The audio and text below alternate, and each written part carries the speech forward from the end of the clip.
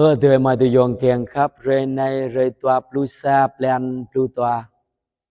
tam mự rom hép khoa yang ở đây hàng ta bờ min.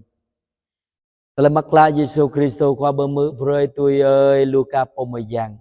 Charan sa mừng klong tla plu torpan tru bờ pa plu rama. Amang tum rê anun Maria tu cụ check make now per ga chư tru bờ ha pop lời amang char Yuda. Nyumut amang sang Zakaria hang beni ke Elizabeth hang ching lem Elizabeth prau mự hép Maria beni anak nghe hok ketok amang ten nyu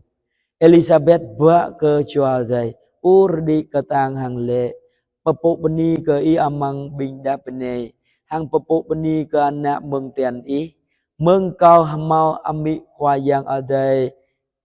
kau rei pe kau anai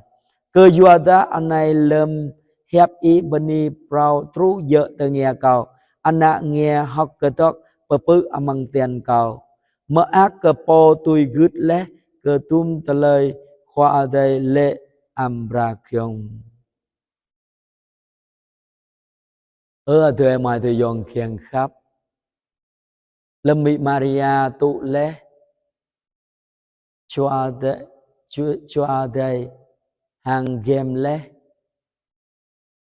Giêsu khoa mang tên mi Maria từ gu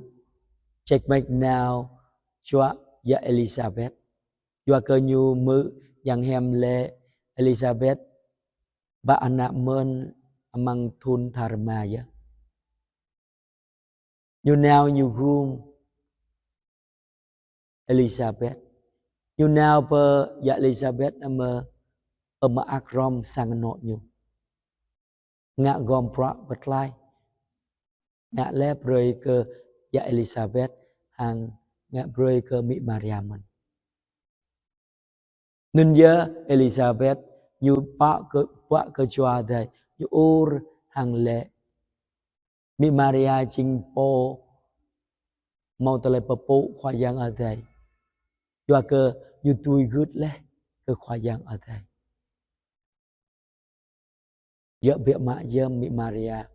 mừng plung như tui gút lệ cơ khoa yang ở đây an như game lệ cơ po bật lai lon tên na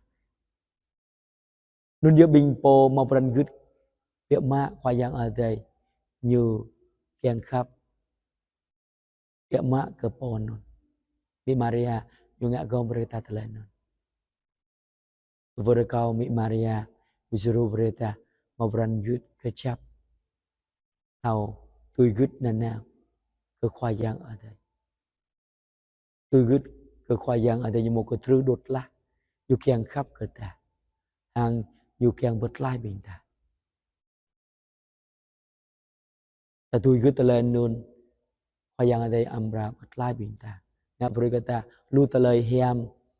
hang bua ta tru ba telai hadip long la vừa kau Yesu khoa kapap hun seru berita nào tui gút kecap tu kru hiam mi Maria